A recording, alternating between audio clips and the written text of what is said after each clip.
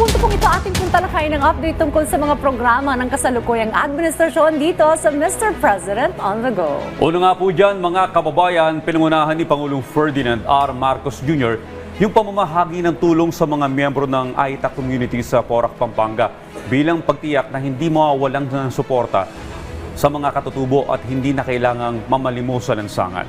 Sa isinagawang programa sa Katutubo Village, personal na ipinamahagi ng Pangulo ang 60 kalabaw at 30 kareta sa ilalim ng pag-abot program ng DSWD.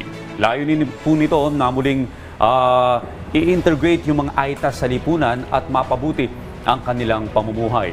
Meron din tig 10,000 pesos cash assistance ang bawat isa sa 1,200 beneficiaries kasama ang mga kagamitan sa bukid na makatutulong sa kanilang pagsasaka at pang-araw-araw na gawain. Ayon po kay Pangulong Marcos Jr., ito ay bahagi lamang ng mas malawak na programa ng pamahalaan upang siguraduhin na walang Pilipinong maiiwan sa pag-unlad.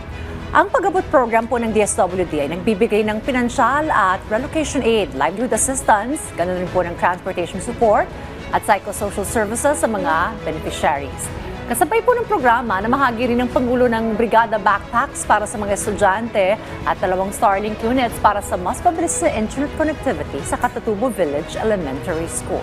Sa kabuuan, 127 Aita beneficiaries na ang matagumpay na naisama sa DSWD pag-abot program sa Porac, Pampanga.